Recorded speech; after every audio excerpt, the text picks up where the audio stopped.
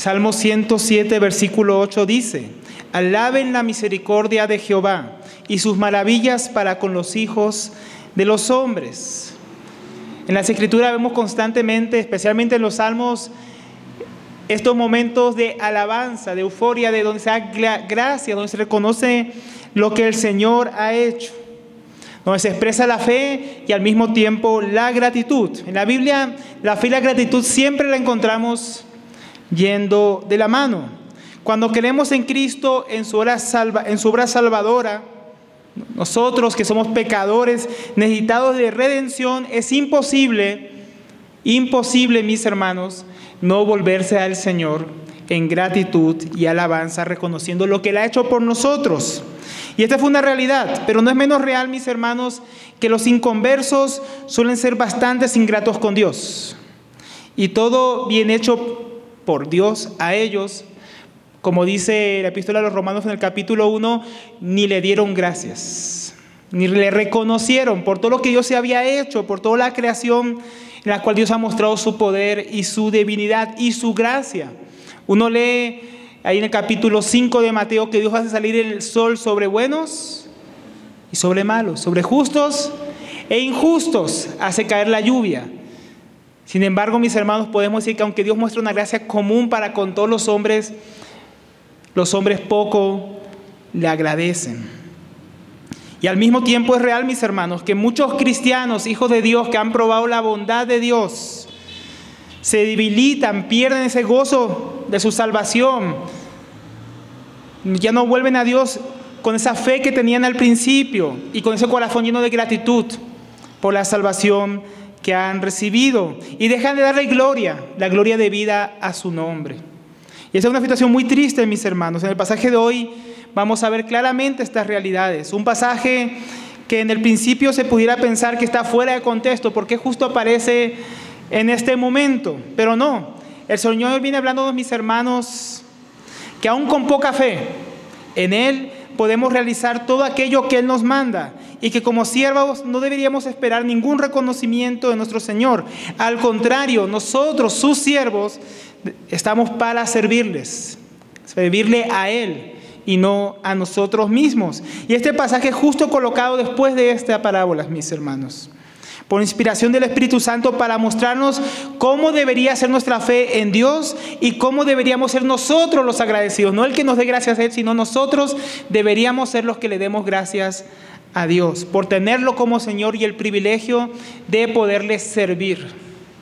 Entonces, por medio de este pasaje, el Señor, mis hermanos, hoy nos enseña lo que por su gracia debería ser producido en nosotros: la fe, la obediencia y la gratitud, para que le demos la gloria de vida a su nombre, mis hermanos. Entonces, vamos a verlo de la siguiente manera.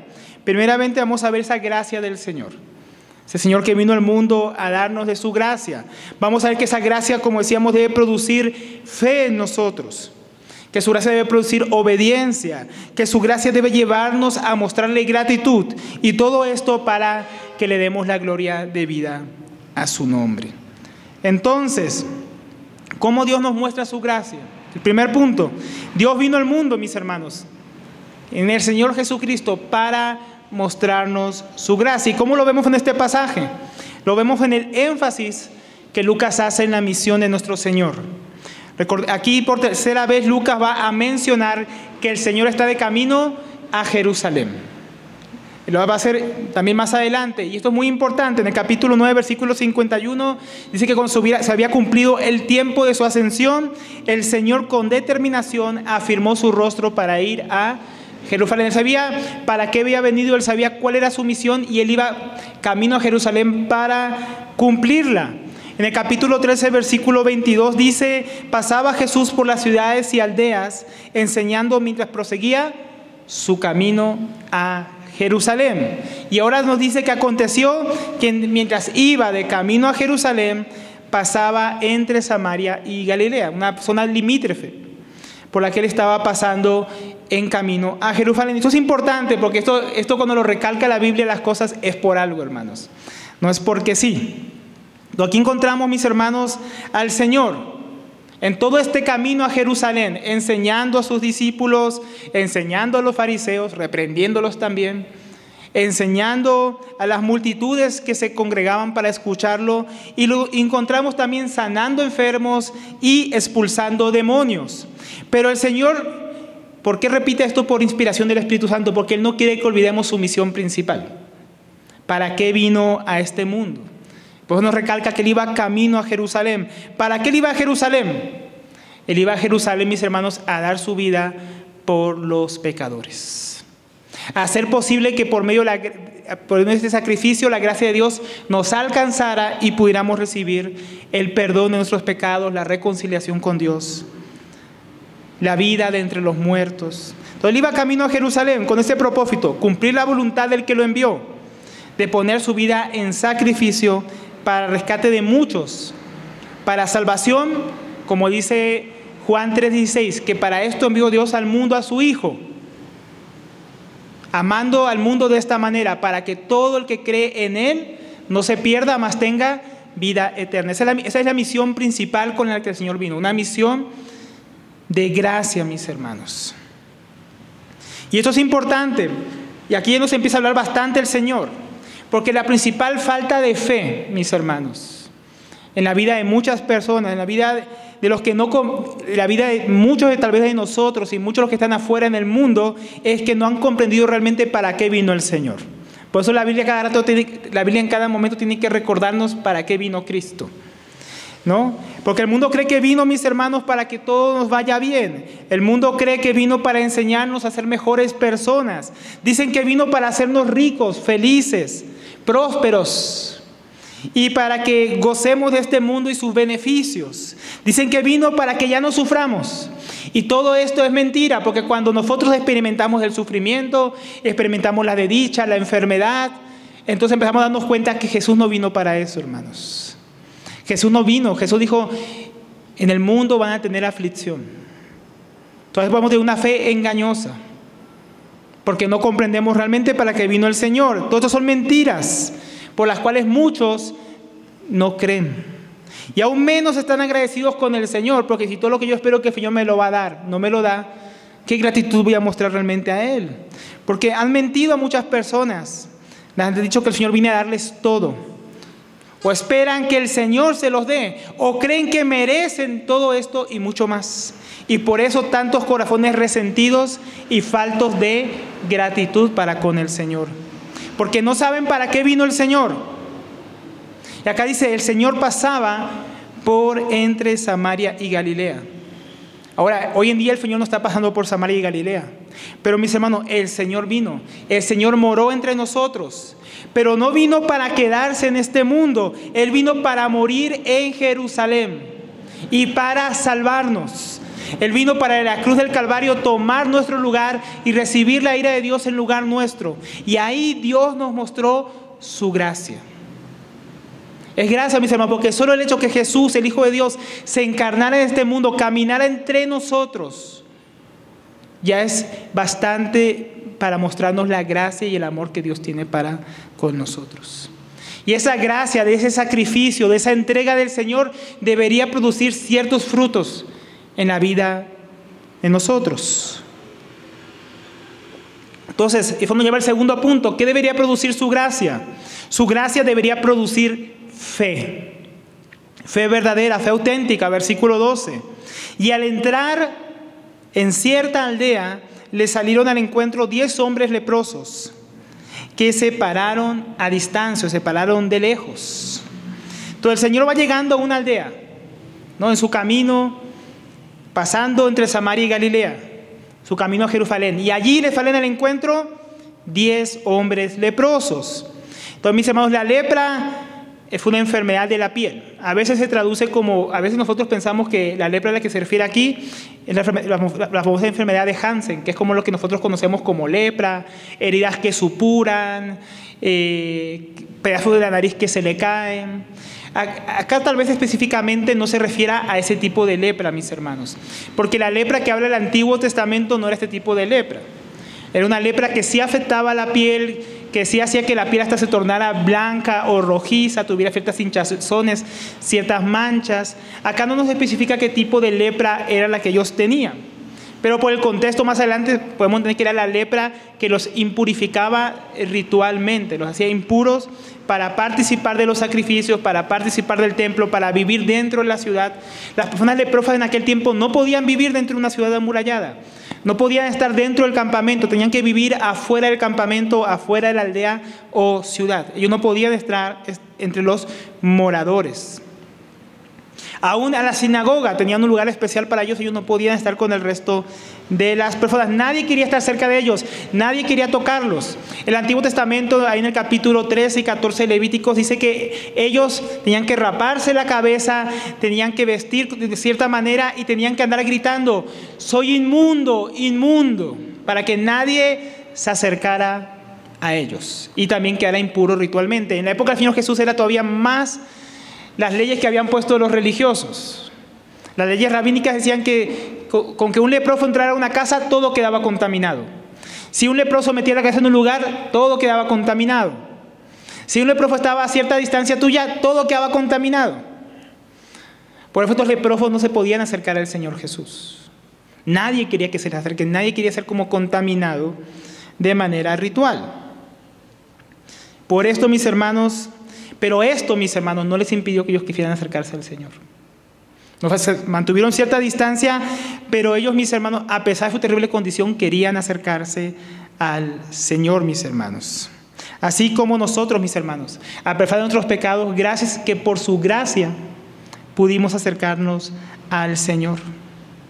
Y aunque nuestros pecados hacen separación, como dice Isaías 59, entre nosotros y Dios, no puede impedir que su gracia nos alcance, como vamos a ver ahora. Versículo 13. Miren cómo ellos buscaron acercarse al Señor. Ellos no podían acercarse físicamente, pero podían clamar, dice, y alzaron la voz. Otras traducciones dice, y gritaron. Otras dicen, clamaron, diciendo, Jesús, Maestro, ten misericordia de nosotros. Ellos empezaron a clamar, mis hermanos, ellos querían ser escuchados. Estaban lejos, pero lo suficientemente cerca para que el Señor los pudiera escuchar. Y miren lo que dijeron, ¿no? Dijeron, Maestro, Jesús.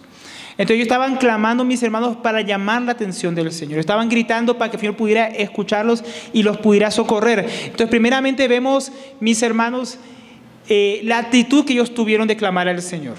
Y eso es muy importante, mis hermanos. La fe debe llevarnos a clamar, la fe debe llevarnos a buscar a Dios. Y la fe, pues seguramente esos leprosos habían escuchado que el Señor Jesús podía sanar, que el Señor Jesús podía libertar, que el Señor Jesús era bondadoso. Y por eso ellos acudieron al Señor y empezaron a gritar, a clamar para ser escuchados por Él. Ahora dice, dijeron Jesús, Maestro. Jesús fue el nombre del Señor, pero esta palabra maestro no es la palabra didáscalos, que suele ser la palabra maestro o didasques en griego, sino que fue una palabra diferente que se puede traducir como jefe o encargado o como amo. Y eso es importante, mis hermanos. Ellos estaban reconociendo que Él era Señor, que Él era el amo, que Él era el jefe. Y ellos eran como siervos simplemente para Él. Esto nos recuerda bastante la parábola que el Señor acababa de mencionar, ¿no?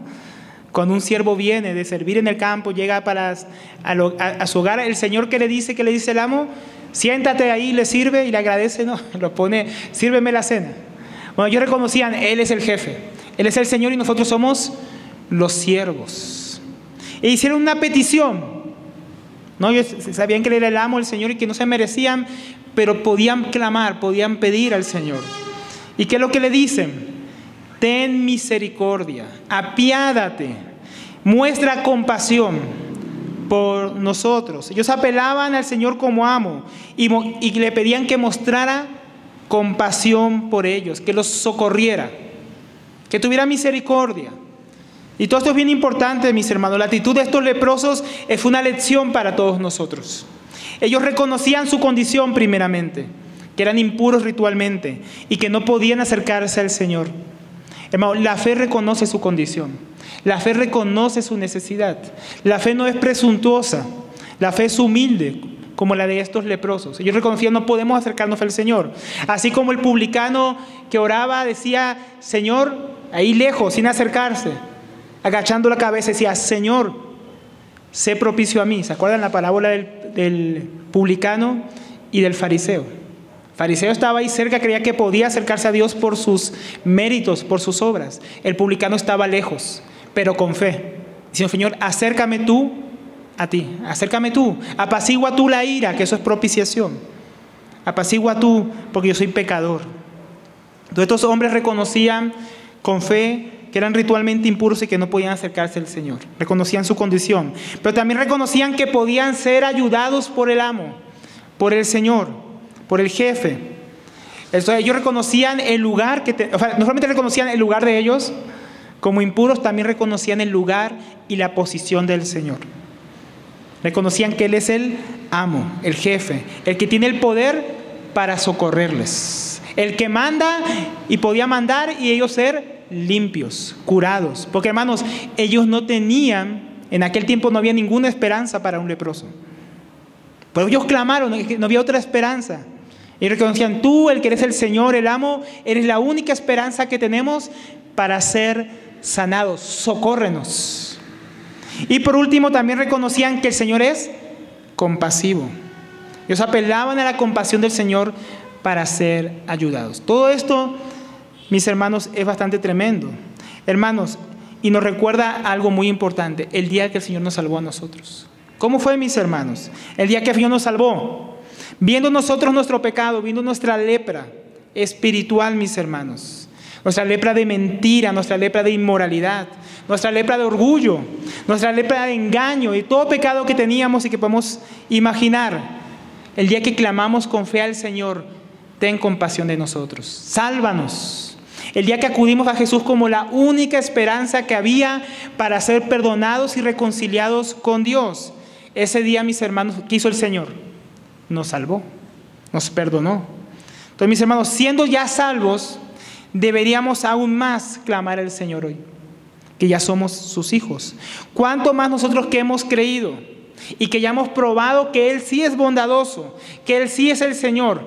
Deberíamos, mis hermanos, orar clamando por nuestras familias, para que le conozcan, por los incrédulos, para que se conviertan, para que nuestras vidas sean santificadas, para que sean transformadas, reconociendo que el único que puede sacarnos de nuestra condición miserable, mis hermanos, es el misericordioso Señor. Muchos cristianos parece que tuvimos fe para ser salvos, pero olvidamos que también necesitamos fe para vivir la vida cristiana. Es imposible hacerlo de otra manera, mis hermanos. Ellos confiaban en que el Señor compasivo, el Señor Jesús, les podía sacar de esa miserable condición y clamaron a Él. Hermanos, quedarnos en una condición miserable no debería ser una opción para nosotros. Tenemos un misericordioso Salvador que intercede por nosotros a la diestra de Dios y del cual podemos acudir continuamente para hallar gracia, para recibir el oportuno socorro. Entonces no deberíamos, mis hermanos, conformarnos con una condición miserable en nuestras vidas. No deberíamos conformarnos con la lepra del pecado se ha vuelto a surgir en nosotros. No deberíamos conformarnos con ver a nuestros familiares perderse. No deberíamos conformarnos con vidas cristianas mediocres. No deberíamos conformarnos con un servicio infructuoso. Deberíamos clamar al Señor, que es el único que puede socorrernos. Y debemos hacerlo con fe, hermanos, porque no hay otra esperanza para nosotros. No vamos a disfrutar de la gracia del Señor si no obramos con fe, si no pedimos, si no clamamos, si no oramos al Señor y confiamos en su amor por nosotros. Eso es muy importante, hermano. Aún el que no le conoce, debería saber que el Señor, lleno de gracia y de verdad, vino a este mundo, se encarnó, murió por los pecadores y es la única esperanza para el pecador inconverso, para que sea limpia de la lepra del pecado que lo lleva a su condenación. Entonces, si tú no conoces a Cristo, tú deberías clamar a Él con fe. Deberías confiar en Él de todo corazón y confiar que Él es misericordioso, compasivo y galardonador de los que le buscan, y que Él da vida a los muertos. Deberías reconocer tu condición de necesidad si aún no le has conocido. Pero, mis hermanos, la fe no solo clama, Aquí también se nos muestra que la fe fue una fe obediente, hermanos, que obedece. Por eso su gracia debería producir obediencia, no solamente fe. Versículo 14. Cuando Él los vio, ¿no? Cuando Él vio a estos leprosos, les dijo, vayan, muéstrense a los sacerdotes. Entonces aquí, mis hermanos, el Señor compasivo, lleno de desgracia, les da un mandamiento, que fueran y que se mostraran a los sacerdotes. Entonces, ¿qué estaba aquí haciendo el Señor? El Señor los estaba llevando a obedecer lo que la ley mandaba. La ley mandaba, mis hermanos, según Levíticos 13 y 14, que toda persona leprosa, cuando le surgiera la lepra, tenía que presentarse al sacerdote, y el sacerdote decía, es leproso, es impuro, tiene que salir de la ciudad. Pero la ley también decía que cuando alguien era sanado por Dios de la lepra, también tenía que presentarse al sacerdote y mostrar que ya no tenía lepra. Y entonces el sacerdote, así, por medio de unos sacrificios que había que hacer, unas ofrendas de paz, de agradecimiento, de purificación, el sacerdote luego lo declaraba limpio. Entonces acá está diciendo, ustedes quieren ser sanos, listo, vayan al sacerdote, ustedes van a ser limpiados. Aquí ellos tienen que mostrar su fe y obedecer al Señor. Y eso es muy importante, mis hermanos. La fe requiere obediencia. ¿Ustedes creen que los puedo sanar? Bueno, obedézcanme. Vayan, preséntense al sacerdote. Muéstrense, ustedes van a ser limpios. Vayan. ¿Y qué nos dice la Biblia que pasó? Que pasó exactamente eso. Que ellos fueron y fueron limpios. Y sucedió que mientras iban, es decir, mientras obedecían, fueron limpios o fueron limpiados. Porque no se limpiaron a sí mismos, que es muy importante. Acá en el griego lo pone en pasivo, es decir, ellos recibieron la limpieza. Ellos no se limpiaron a sí mismos. Ellos simplemente obedecieron. Se pusieron en camino para ser examinados por el sacerdote. Y mientras obedecían, Dios los limpió. Por gracia. Entonces, su fe, como en el caso de los 10 leprosos, debería, mis hermanos, conducirnos a nosotros también a la obediencia. Cuando nosotros creímos, mis hermanos, ¿cómo nos salvó el Señor?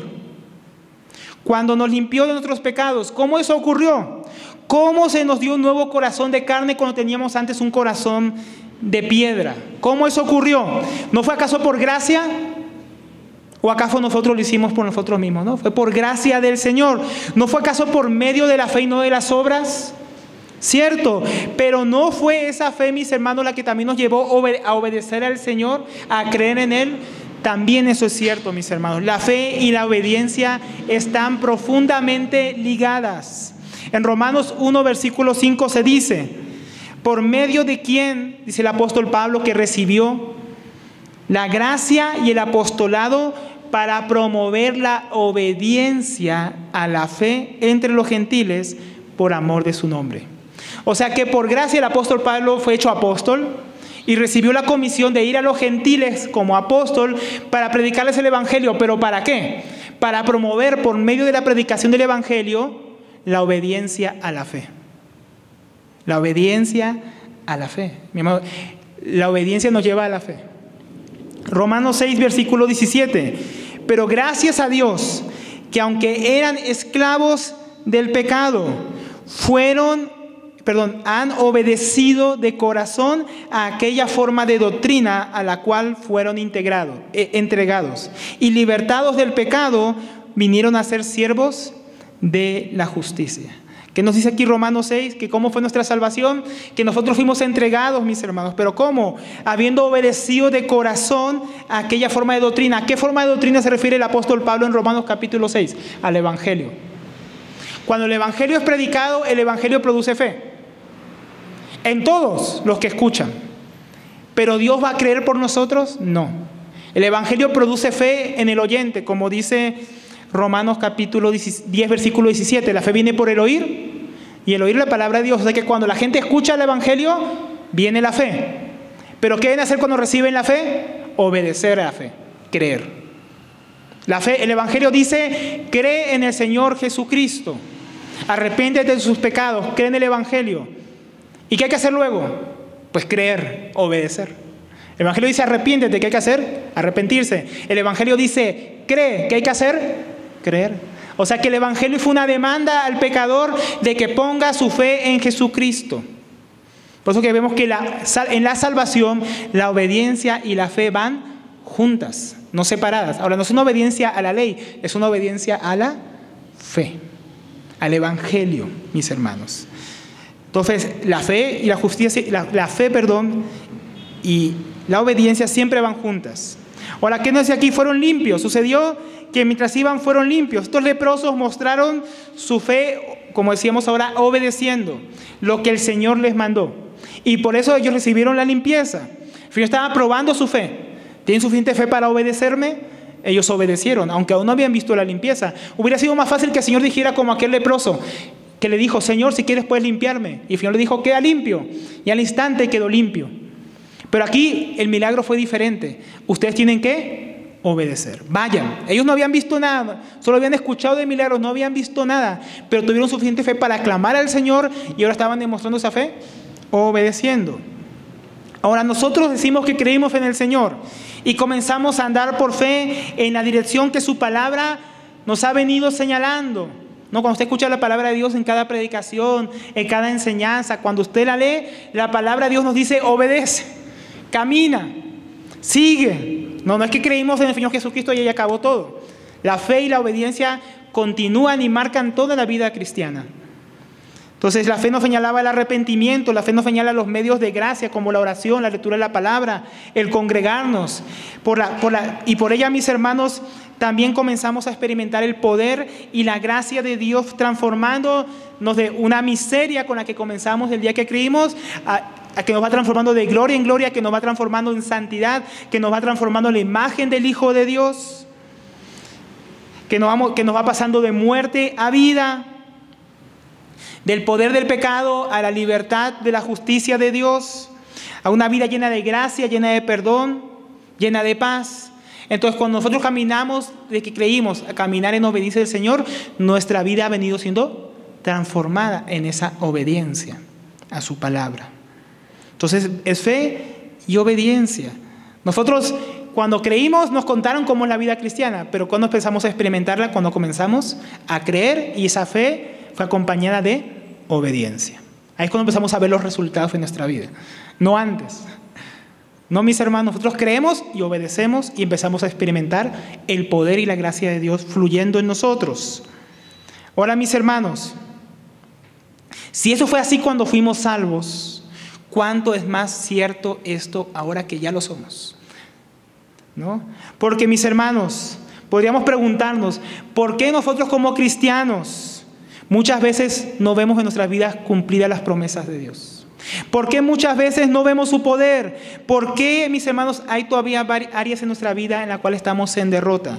Y podríamos responder, mis hermanos, que eso pasa muchas veces a pesar de que después de la predicación decimos amén.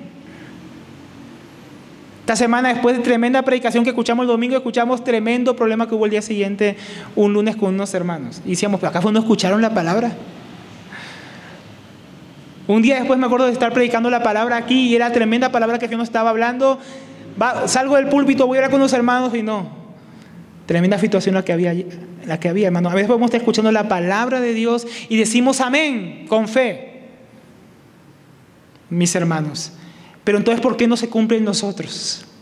¿Por qué no lo experimentamos y decimos que creemos? ¿Por qué no obedecemos? La fe sin obra está muerta, sepultada, enterrada, mi hermano. La fe sin obras es una confianza dudosa y nada hay más contradictorio que ella, mis hermanos. Santiago 1:6 dice que esa persona que duda, diciendo que cree, que es un creyente, es semejante a la onda del mar que es arrastrada por el viento y echada de una parte a otra. Así es el que dice que cree y no obedece, porque tiene una fe que no tiene ninguna obra, que es estéril.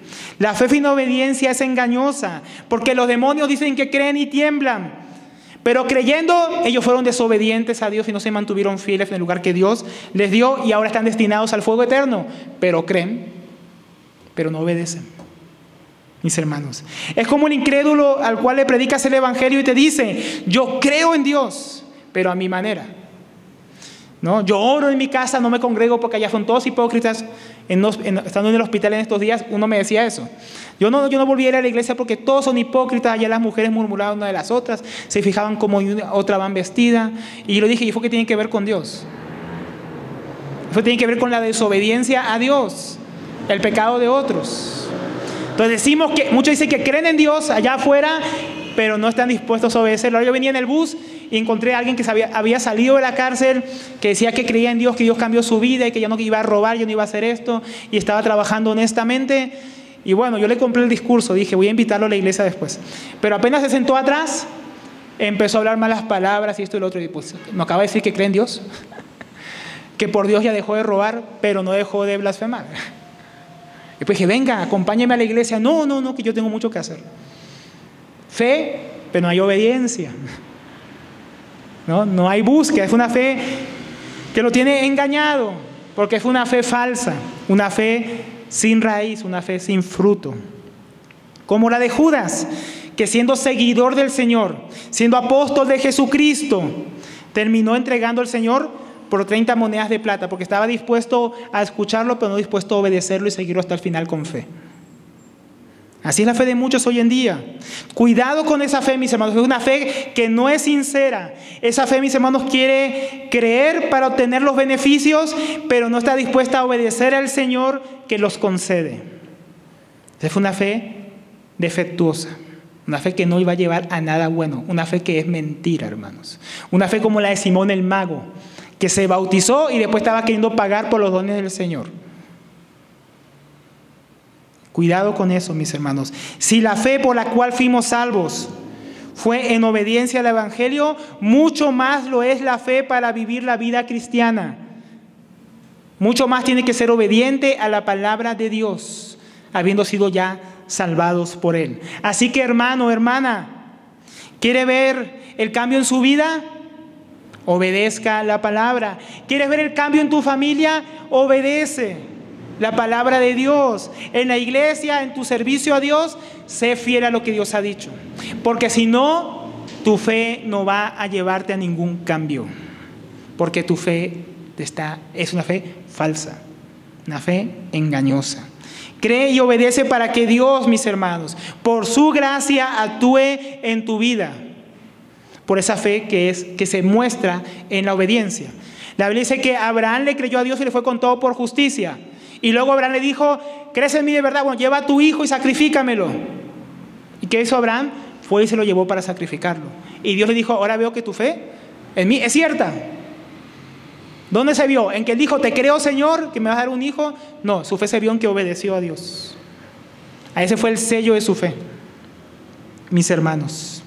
Como Abraham, también podemos volver a decir que Dios le dijo, sale de tu casa, de tu parentela, la casa de tu padre, de los caldeos, a donde yo te voy a mostrar.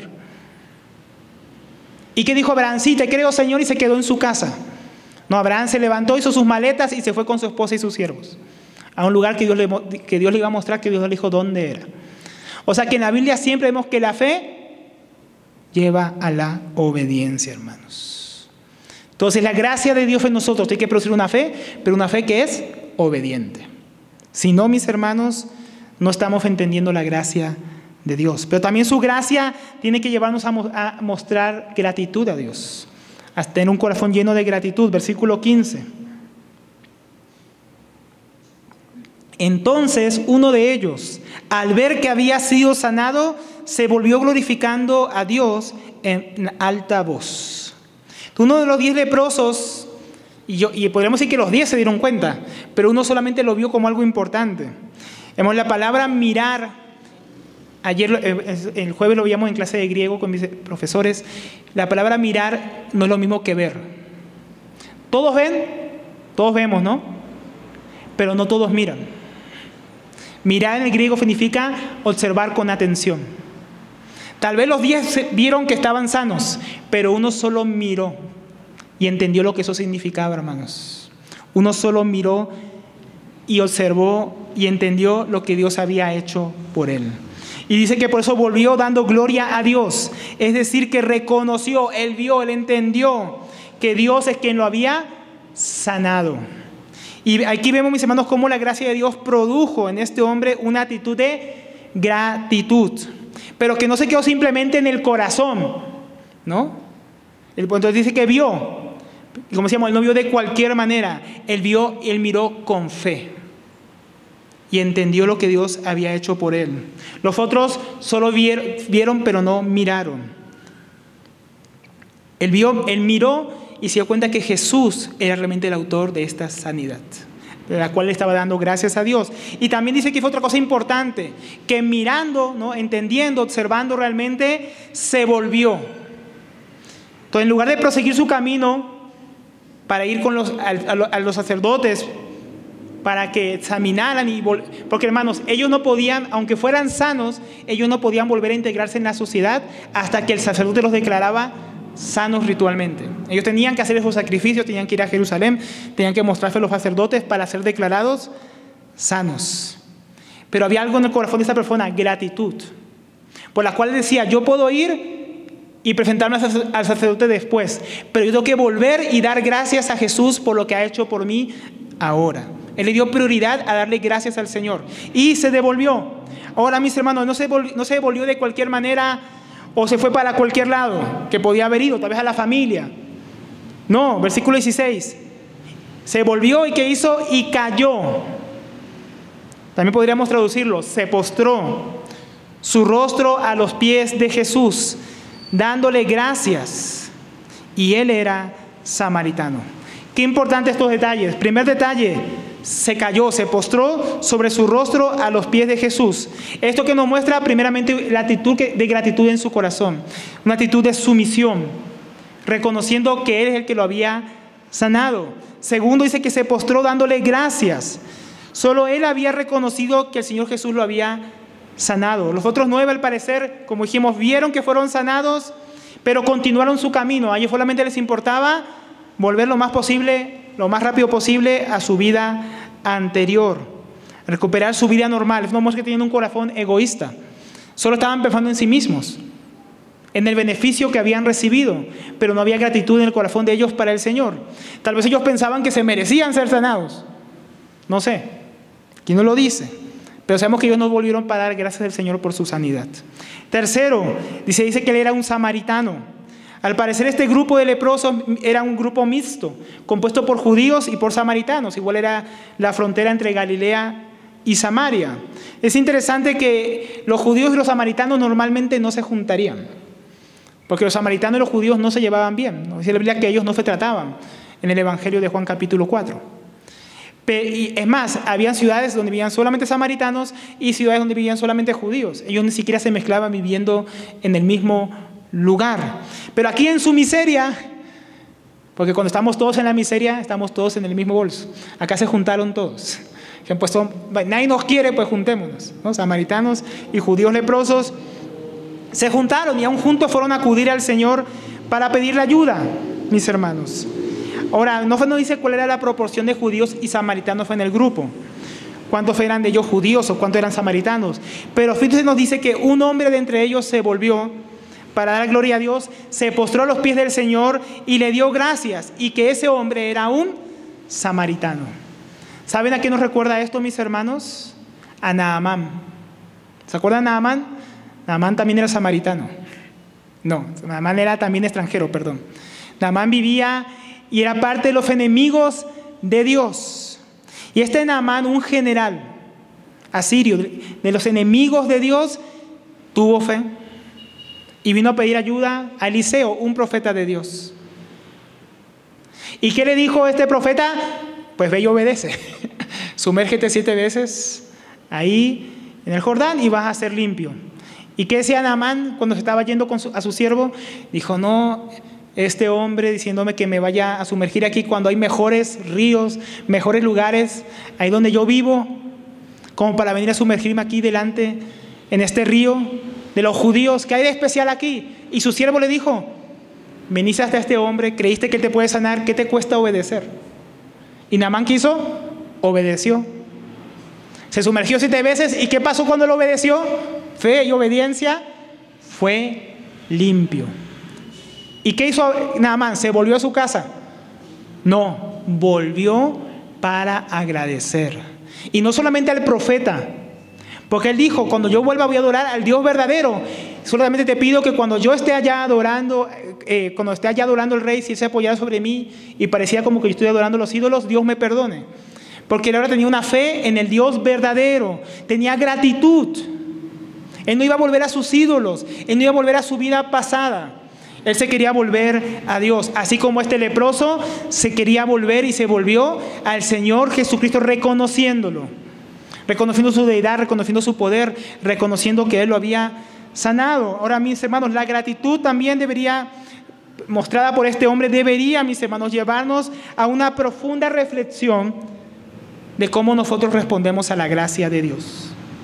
Por fe, en obediencia a su palabra, Dios nos colma de muchas bendiciones. Primeramente la salvación, el perdón de los pecados, la adopción, la vida eterna, la vida del Espíritu Santo que vino a morar en nosotros. Y todo esto por gracia, sin merecerlo.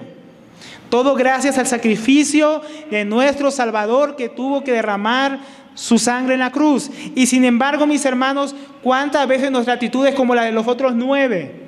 No hay nada de gratitud en nuestro corazón, no hay nada de obediencia, no hay nada de fe. No fe, parece que en nuestro caminar cristiano en algún momento llegamos a pensar que empezamos a merecernos las bendiciones de Dios. Me va bien mi trabajo, es porque yo soy muy buen trabajador. Y olvidamos que Dios es el que bendice nuestro trabajo.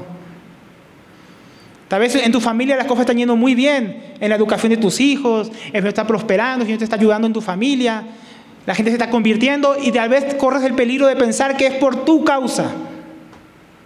Y olvidas que es por gracia y que deberías estar agradecido con Dios por todo lo bueno que ha sido contigo y con tu familia.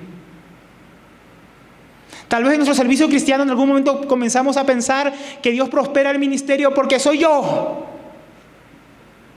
Y empezamos a ser ingratos con Dios y olvidar que todo es por gracia y no por quien somos nosotros. Pensamos como aquel siervo, que de repente el Señor debería darnos gracia cuando llegamos a la casa. Jesús dijo, yo pienso que no. ¿No? Olvidamos que hasta ese servicio que tenemos es por gracia. Y que esa palabra siervo debería traducirse esclavo. Nosotros somos los que nos debemos al Señor y el Señor no nos debe nada a nosotros. Creo que los cristianos somos, mis hermanos, los seres humanos tal vez más desagradecidos sobre la faz de la tierra, porque hemos recibido tanto del Señor y mostramos tan poca gratitud. Porque mis hermanos, no quienes hayan recibido tanta gracia, mis hermanos, como los que han creído y obedecido el Evangelio de Jesucristo. Dice en Efesios, bendecidos con toda bendición espiritual en los lugares celestiales. Dice, enriquecidos con las inescrutables riquezas de Cristo. ¿Qué hombre más rico que un cristiano? ¿Qué hombre más bendecido que nosotros sobre la faz de la tierra? Y sin embargo, muchos nos comportamos como esos otros 9, mis hermanos. Muy triste, mis hermanos, porque nosotros creemos, obedecemos su palabra, recibimos tanto de Dios, pero lo que a veces nos falta es un corazón agradecido, nos falta gratitud. Apreciamos los beneficios de la gracia, pero muy poco apreciamos al dador de la gracia, al que nos bendice. Olvidamos que la fe y la obediencia son solamente posibles por la gracia de Dios. Nadie puede creer si no es por la gracia de Dios. Ninguno de nosotros podría obedecer la palabra de Dios que se nos predica, que leemos, que estudiamos, ni siquiera yo podría predicarla si no fuera por la gracia de Dios, mis hermanos. La gracia de Dios que opera en nosotros y comenzamos a creer y a pensar que lo merecemos, que no lo hemos ganado, que Dios nos da la gracia en Jesucristo solamente por lo que hemos hecho por Él. Y olvidamos que al que en la cruz obtuvo gracia para nosotros, por medio de su muerte, por medio de cargar el castigo, para recibir nuestras maldiciones porque nosotros no lo merecíamos, porque lo que merecíamos era el castigo eterno, mis hermanos. Y a qué llevamos esa gratitud? A la adoración. Miren cómo lo vemos en este hombre samaritano. La gracia llevó a este samaritano a postrarse a los pies del Señor y a darle gracias. La gracia recibida, mis hermanos, tendría que llevarnos como a este hombre, a agradecer y a adorar. Es muy difícil, mis hermanos, entender cómo tantas veces en nuestras reuniones, aquí en la iglesia, o a veces en la reunión de oración, estamos cantando el Señor y los hermanos indiferentes. Entonces me quedo mirando a algunos hermanos y están ahí callados, mirando el piso, cuando cantamos cosas tan gloriosas en agradecimiento por lo que Él ha hecho por nosotros. O a veces en reunión de oración, los hermanos distraídos, o aquí a veces decimos los hermanos durmiéndose, derritiéndose en la silla, durmiéndose en la predicación, cuando estamos hablando cosas tan gloriosas por las cuales deberíamos caer postrados al piso y darle gracias y adorar al Señor. A veces los pentecostales cuando se predica, ellos dicen amén, gracias al Señor. Y aquí a veces se predican cosas gloriosas, ni un aleluya a Dios por lo que ha hecho. Nada de agradecimiento. Tristeza, esterilidad, mis hermanos, indiferencia. Y eso no es otra cosa que falta de gratitud. Si estamos realmente agradecidos, mis hermanos, deberíamos cantar con todas nuestras fuerzas. Deberíamos orar sin cesar, dando gracias a Dios. Triste en nuestras reuniones de oración, 5 o 6 hermanos oran y el resto callado como si no hubiera ninguna razón para dar gracias a Dios, como si Él no hubiera hecho nada, como si su sacrificio no valiera nada, mis hermanos. Es muy triste. ¿Cuándo fue la última vez que diste gracias a Dios por su salvación, por su bendición, por su provisión? Y no me refiero a esa oración corta, rápida que haces a veces antes del desayuno, antes del almuerzo y antes de la cena. Gracias, Señor, por el día que comienza y por el día que termina. Gracias, Señor, por lo que pasó en la mitad del día. Gracias por esta comida y tu provisión. Esas son cosas que hasta los incrédulos tienen. Pero tú y yo tenemos más razones para dar gracias a Dios que la comida, mis hermanos. Y que el vestido. Cosas por las que, como dice el Sermón del Monte, cosas por las que se preocupan los incrédulos que no conocen a Dios. Pero tú y yo tenemos mucho más, herederos, vida eterna, gloria, hermanos, por la cual caer de rodillas y dar gracias a Dios. Mucho más. ¿Cuándo fue la última vez que hiciste algo para mostrar a Dios tu gratitud? Como la hizo este hombre. Este hombre se devolvió para dar gracias a Dios y lo adoró. ¿Cuándo fue la última vez que hiciste algo por el Señor? No para que Él te dé algo, sino por todo lo que ya te dio. ¿Cuándo fue la última vez? ¿Cuándo fue la última vez que dijiste a alguien, cuando predicando o cuando hablaste con algún hermano y le dijiste, estoy agradecido con el Señor por todo lo que ha hecho por mi vida, por cómo me ha bendecido, por cómo me ha ayudado, por cómo me ha salvado? ¿Cuándo fue la última vez que le hablaste a alguien? No de lo que te quejas, no de lo que no tienes, sino de lo mucho que Dios te ha dado. ¿Cuándo fue la última vez que hicimos eso, hermanos? Eso nos puede mostrar el nivel de nuestro corazón, si está agradecido realmente o es un corazón indiferente. Quinto y último punto. Toda la gracia de Dios que produce en nosotros fe, obediencia y gratitud debe llevarnos para dar gloria a Dios por todo ello. Porque la fe, la obediencia y la gratitud es por la gracia que hemos recibido, mis hermanos. Versículo 17. Respondiendo Jesús dijo, ¿no fueron limpios los 10? ¿Y los 9? ¿Dónde están? ¿No fueron hallados regresando para dar gloria a Dios, excepto este extranjero? Vamos a ver, mi hermano, aquí hay 3 preguntas que hace el Señor. Primera pregunta, ¿no fueron limpios los 10? Es una pregunta retórica. Claro que los 10 fueron limpios. Y luego dice, ¿y los otros 9, que también fueron limpios, dónde están? La palabra ahí en griego, ¿dónde se puede traducir? ¿En qué lugar se encuentran? Es que el Señor esperaba que ellos también estuvieran ahí. Obvio que el Señor sabía que los envió los sacerdotes. Pero dice, solamente está este aquí y los otros no están aquí también. ¿No? Si los 10 fueron limpios, ¿dónde estaban los otros? Versículo 18. No fueron hallados o encontrados regresando para dar gloria a Dios. Fue otros 9, ¿no? Excepto este extranjero. Entonces de los 10 solo había sido encontrado, hallado, uno que regresando daba gloria a Dios, que había regresado para dar la gloria, el reconocimiento a Dios. Jesús es Dios y ese postre le dio gracias a Él, ¿no? Por lo que había recibido. El único era este extranjero. Mis hermanos, esto es algo bien interesante que nos viene mostrando el Evangelio de Lucas. Los judíos que habían recibido tantas bendiciones como el pueblo escogido de Dios, que tenían el templo, los sacrificios, el sacerdocio, la palabra, no, es que esperaban al Mesías, que la salvación viene de los judíos, había dicho el Señor Jesús. Tenían tanto y sin embargo eran tan poco agradecidos con el Señor, tan ingratos. ni le daban gloria. La religión judía enseñaba que los judíos se ganaban el favor de Dios por obedecer la ley. Y en Israel es algo muy marcado hasta el día de hoy. Los judíos todo el tiempo dicen que tienen que hacer mitzvot. ¿Qué es mitzvot? Pues obedecer mandamientos. Los judíos son patológicamente, están todo el tiempo buscando obedecer mandamientos. Ellos no celebran las fiestas judías para gozarse en el Señor. Ellos celebran porque hay que cumplir los mandamientos de las fiestas judías. Acá dice que hay que hacerlo así, así, así. El rabino tal dice que esta fiesta judía se guarda así, se obedece así. Viene el Shabbat. Y no se gozan porque el Señor les dio un día de descanso para que lo busquen. No. Tengo que obedecer esto, tengo que obedecer esto, no puedo hacer esto, no puedo hacer esto. Y están obsesionados con lo que tienen que hacer y lo que no tienen que hacer.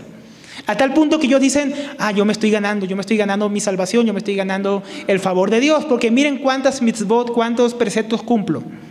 Así era el judío. Y estos judíos dijeron, hay que presentarse al sacerdote. Era más importante cumplir. La ley dice, preséntate al sacerdote, que volver a darle gracias a Jesús. Tremendo, ¿no? Los judíos que recibían tanto, en vez de ir a darle gracias a Dios, hay que cumplir el mandamiento. El mandamiento estaba por encima de Dios.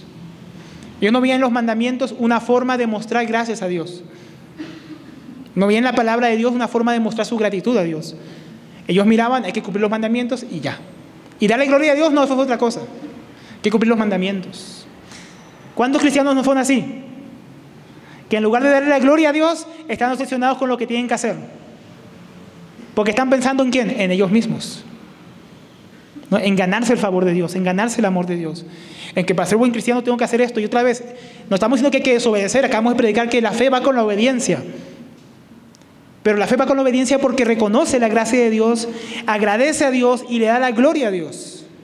Porque la gracia recibe de Dios la fe, el poder para obedecer y vuelve a él en gratitud, le da la gloria en vez de estar buscando los mandamientos para hacer la gloria a sí mismo. Que es la diferencia con la religión de las obras. Pero este samaritano que no creía en el templo de Jerusalén, no creía en los sacerdotes de los judíos, pero estaba dispuesto a obedecer al Señor Jesús y ir al templo, él decía, es más importante que yo vuelva a dar gracias a Dios y luego puedo ir y presentarme al sacerdote. Aquí nos muestra algo muy importante, era más importante el Señor Jesús que el templo. En el templo hace rato la presencia de Dios ya no estaba, pero ahí estaba Dios hecho carne. Y él prefirió ir a él, al Señor, al que lo había sanado, reconociendo que él era el verdadero intercesor entre Dios y los hombres, el verdadero sacerdote. Un sacerdote más grande que los sacerdotes que estaban en el templo en Jerusalén. Y mientras estos judíos no reconocían a su Señor, al Mesías prometido, porque estaban distraídos en otras cosas, este extranjero se devolvió reconociendo que él era el Salvador, que él era el Mesías, aquel que habían esperado para el reconocimiento y la gloria a Dios. Y el Señor recalcó, él es samaritano y ahora recalca, él es un extranjero. Posiblemente los otros, como dijimos, tal vez eran todos judíos y pensaban que por ser parte del pueblo de Dios, como venimos explicando, merecían esa sanidad. Merecían eso.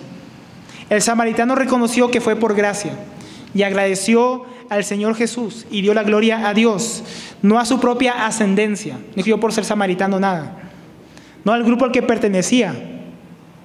No, él daba gracias a Dios. Y este pasaje nos muestra, mis hermanos, que claramente Dios espera que los hombres, al recibir los beneficios de la gracia de Dios, sean agradecidos y le den la gloria a Él que Él merece. Eso es lo que espera Dios de nosotros. Jesús esperaba que los 10 volvieran a darle gloria a Dios. Jesús aquí no está contento porque volvió solo uno. ¿Qué quiere Dios de nosotros, mis hermanos? ¿Aquí todos recibimos la gracia de Dios? ¿Será que Dios espera que aquí solamente alguno le dé gracia o gloria a Dios? ¿O será que Dios espera que todos los que estamos aquí, todos los que creemos en Jesucristo, le demos la gloria? Eso es lo que espera el Señor. Por eso también nos llama a congregarnos, para que le demos la gloria juntos. Aquí hay pocos hoy. ¿Será que el Señor se pregunta, ¿y los otros que no vinieron a darme la gloria, a obedecer mi palabra, a escucharme? No, ¿qué se preguntará el Señor? Yo me pregunto, mis hermanos, ¿qué se preguntará el Señor de nosotros? ¿No? Y es algo que es muy común hasta con los incrédulos, hermanos. ¿Acaso no muchos incrédulos cuando claman a Dios, Dios no les responde? Hay incrédulos que claman a Dios: Dios, yo no te conozco, sana por favor a mi abuelita, o a mi esposa, o a mi hijo. ¿Y qué hace Dios? Lo sana. O sana a un familiar, o lo rescata de alguna situación desesperada a la cual claman a Él. Para que finalmente muchos de esos incrédulos terminen de la gloria a la Virgen de Chiquinquirá, a San Pedro, ¿no? A este doctor que tiene ahí por santo, que es San Gregorio, ¿no? El médico. ¿Cuántos terminan de la gloria a los ídolos y no a Dios, que es el que realmente los salva? Ellos fueron al sacerdote, pero ellos no fueron a dar gloria a Jesús. ¿Y cuántos en vez de ir a Jesús van a sus sacerdotes del mundo, a sus intercesores, ¿no? Muchos también en las iglesias, en las campañas evangelísticas, en los ministerios, ven obrar a Dios, ven el poder de Dios, lo reciben, experimentan, y terminan solamente para terminar dando la gloria al ungido de Jehová, al hombre o a una organización. ¿Cuántos cristianos que ven el obrar de Dios en sus vidas, en su servicio a Dios, en sus familias, solo para terminar dándose gloria a sí mismos, diciendo: yo lo logré, que miren cómo yo sí? ¿Cuántos terminamos así, mis hermanos? El Señor espera que le demos la gloria a Él. La gracia de Dios debe llevarnos a no solamente ser agradecidos, sino a ser humildes y reconocerlo a Él. Este miércoles hablábamos en la reunión de oración: ¿qué es dar gloria? ¿Qué es dar gloria? Porque dice la gloria de Dios, ¿no? Y se imagina una luz brillante y radiante. Eso no es la gloria de Dios. La gloria de Dios dar gloria a Dios es reconocer lo que Él ha hecho y darle a Él el mérito que Él merece por lo que hizo. La tierra y el cielo están llenos de su gloria, es decir, llenos de lo que ha hecho, y lo que Dios ha hecho reconoce su poder y su grandeza. Hablan, proclaman quién es el Dios que las hizo. Proclaman su poder y su divinidad, le dan gloria. Y así iremos ser nosotros. Ese ejemplo nos lo da el apóstol Pablo en 1 Corintios 15, versículo 10. Dice: pero por la gracia de Dios soy lo que soy. No porque fui el apóstol Pablo, no porque soy tremendo teólogo, fariseo de fariseo, judío de judío. No, por la gracia de Dios soy lo que soy. Y su gracia no ha sido en vano para conmigo. Porque su gracia ha sido poderosa en Él. Antes he trabajado más que todos ellos, más que el resto de los apóstoles. Pero no yo, sino la gracia de Dios conmigo. ¿Qué está haciendo Pablo? Dándole la gloria a Dios por su ministerio, por todo lo que ha podido lograr. Llevar el evangelio a Galacia del Sur, a Asia Menor, a Europa, hasta España llegó. Y dice: no fui yo solo, fue la gracia de Dios en mí, que me permitió servir a Dios de esta manera. A pesar de todo lo que hizo el apóstol Pablo, el tremendo apóstol que fue, de que mucho de lo que hizo es porque le creyó a Dios y obedeció a Dios. Pero en esa fe y en esa obediencia, Él le da gracias a Dios y reconoce que todo fue por causa de Él. Entonces, así debemos ser nosotros, mis hermanos, darle la gloria a Dios. Dios espera que después de todo lo que hagamos, digamos: soy un siervo inútil. La gloria es para Él. Es gracias a Él. No es por mí. Yo solamente hice lo que tenía que hacer, pero solamente pude hacer lo que tenía que hacer por su gracia. A Él hay que agradecer. Él no espera que nosotros recibamos las gracias, a Él hay que agradecerle. Jesús no espera que nosotros recibamos la gloria, Él esperaba que ellos vinieran a darle la gloria a Él. Versículo 19, para ir terminando. Y le dijo, ¿no?, después de que mostró esta fe, toda esta gracia, ¿qué le dice el Señor? Y el Señor le dijo: levántate, vete. No, ahora sí ve y obedece, ahora sí ve al sacerdote.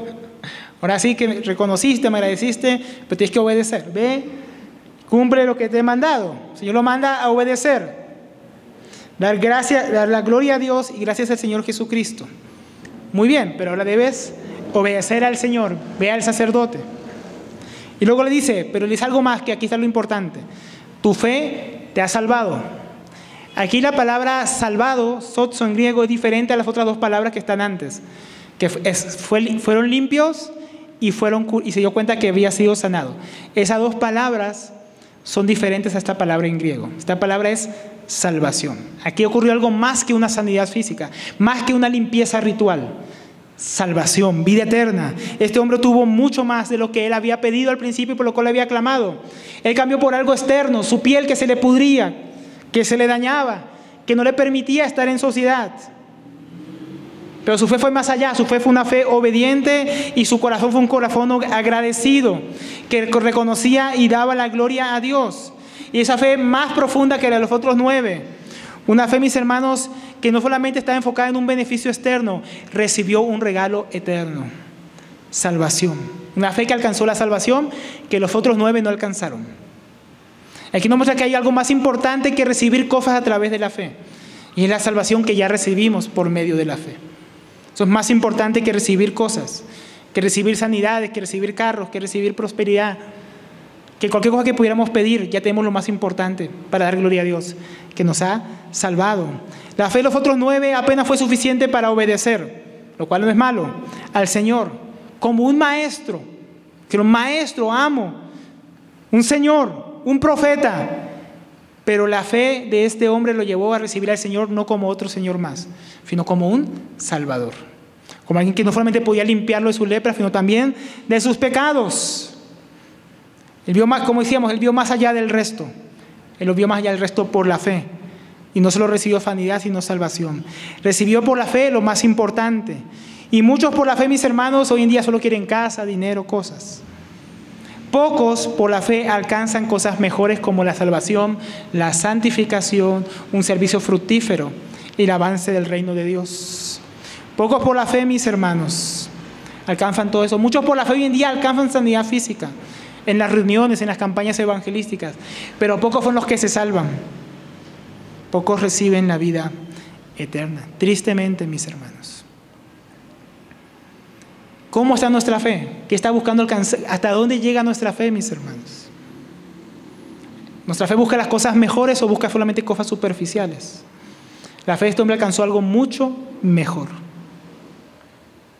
Ahora vamos a ir concluyendo. Entonces, ¿qué vimos hoy, mis hermanos? Hoy el Señor nos ha mostrado, nos ha enseñado lo que su gracia debería producir en nosotros. ¿Qué debe producir en nosotros?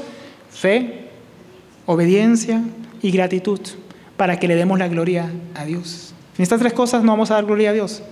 Sin fe vamos a pensar que somos nosotros. Si no obedecemos, nunca vamos a tener nada de lo que Dios nos ha prometido. Y sin gratitud, vamos a pensar que vamos a ser egoístas y no vamos a darle la gloria a Él. Entonces vimos que Él vino al mundo para darnos su gracia. Y por eso ella debe producir fe, obediencia y gratitud para que le demos la gloria. Ahora, ¿cuánta fe podemos preguntarnos tenía este leproso, hermanos? ¿Él tenía mucha fe? ¿Él conocía al Señor Jesús? No, él apenas había escuchado. Él no había escuchado ninguna enseñanza del Señor. Él apenas lo había escuchado de Él y vino a buscar ser sanado. Y esto nos recuerda la parábola anterior. Ellos dijeron, aumentanos la fe.